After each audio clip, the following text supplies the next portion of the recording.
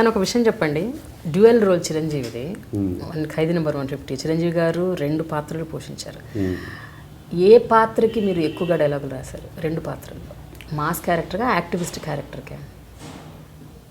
అంటే యాక్టివిస్ట్ క్యారెక్టర్కి మొత్తం నేనే రాశానండి. మొత్తం యాక్టివిస్ట్ క్యారెక్టర్ అన్ని సీన్స్ మొత్తం, అందులో ఆయన క్యారెక్టర్ ఎన్ని సీన్స్ ఉన్నాయో అన్ని సీన్స్ నేనే రాశాను.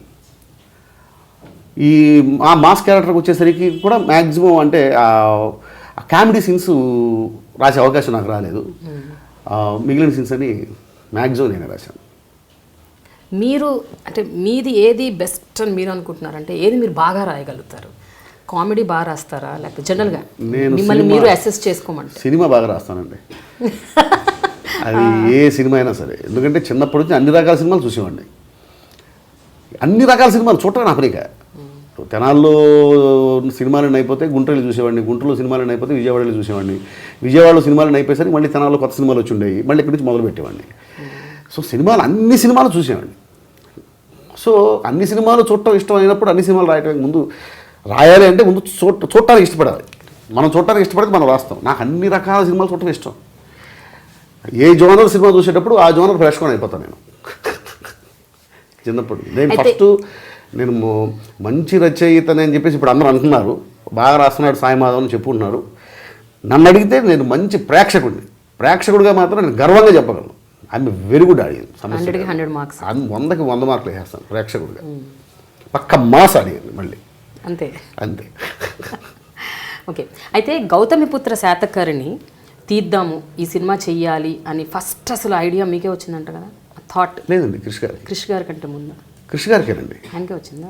మీరు సజెస్ట్ చేశారని విన్నాను ఇప్పుడు, సమ్ 4-5 years బ్యాక్. లేదు ఈ సినిమా చేస్తే బాగుంటుంది. లేదు, క్రిష్ గారికి ముందు నుంచి ఉండండి అది.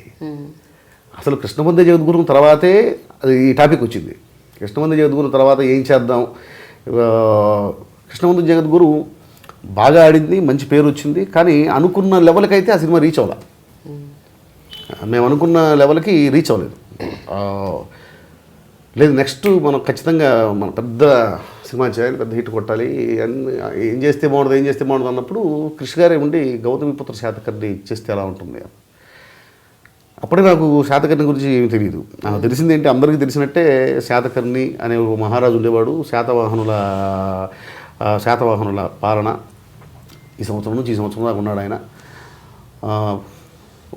శాతవాహనుల్లో చాలా ఫేమస్ ఆయన గౌతమిపుత్ర శాతకర్ణి. ఇండియా మొత్తం పరిపాలించాడు, అంతవరకు తెలుసు. మిగిలినంత ఏం తెలియదు. ఒకేసారి చేద్దామండి, ఖచ్చితంగా బాగుంటుంది, కానీ అది గొప్ప కథ అవుతుందని మాత్రం నాకు తెలుసు. అంటే ఏమీ తెలియకుండానే గొప్ప కథ అవుతుందని ఎలా అనుకున్నారు మీరు అని మీరు అడగచ్చు. ఆయన గురించి ఏమీ తెలియకుండా గొప్ప కథ ఎలా అవుతుంది అని. ఎందుకంటే ఒక్కటి చాలు, కాలానికి ఆయన పేరు పెట్టి బతుకుతున్నాం మనం, శాలివాహన శకం అని. సో కాలానికే ఆయన పేరు పెట్టి బిఫోర్ శాలివాహన ఆఫ్టర్ శాలివాహన అంటున్నామంటే ఖచ్చితంగా దాని వెనక ఏదో గొప్ప కథ ఉండాలి. లేకుండా అందరికీ కాలానికి ఎవరి పేరు పెట్టలేదే, కాలానికి అశోకుడు పేరు పెట్టలేదు, చంద్రగుప్తుడు పేరు పెట్టలేదు, పురుషోత్తముడు పేరు పెట్టలేదు. ఇంతమంది మహారాజులు మనల్ని పరిపాలిస్తే వాళ్ళు ఎవరి పేరు పెట్టకుండా శాలివాహనుడి పేరు ఎందుకు పెట్టారు? మన హిందూ క్యాలెండర్ చూసుకుంటే ఇప్పటికి కూడా శాలివాహన శకం అంటాం మనం.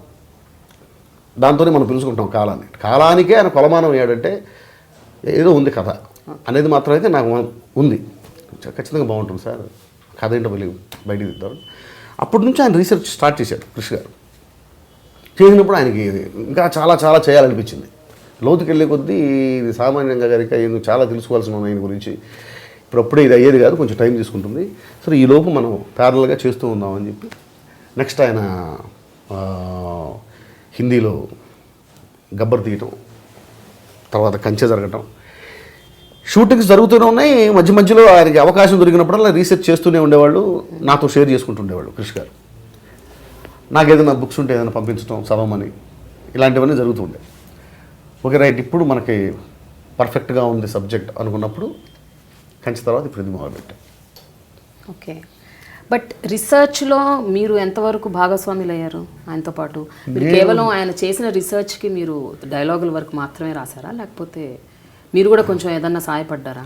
సాయం అంటే ఇప్పుడు నాకు ఏదైనా పుస్తకం దొరికింది అనుకోండి, సార్ నాకు పుస్తకం ఒకటి ఉంది, ఒకసారి మీరు కూడా చదవండి, నా పుస్తకం పంపించాలంటే పుస్తకం పంపించేవాడిని అంతే.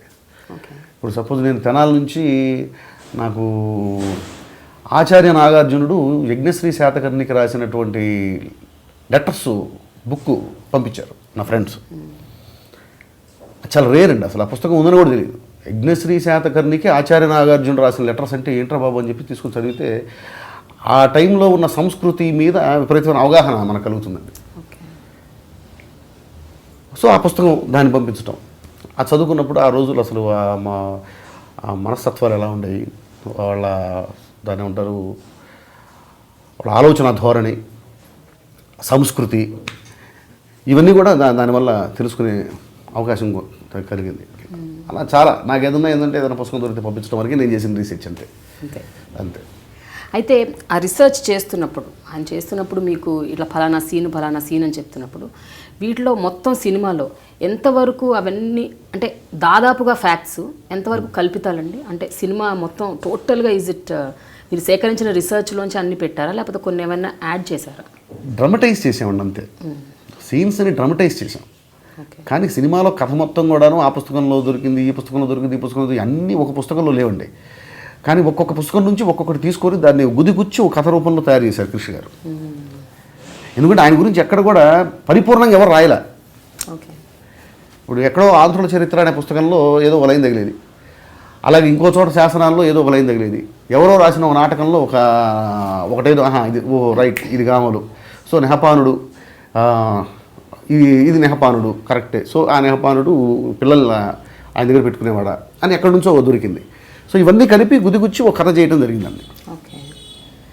Watch I dream and subscribe to I dream media.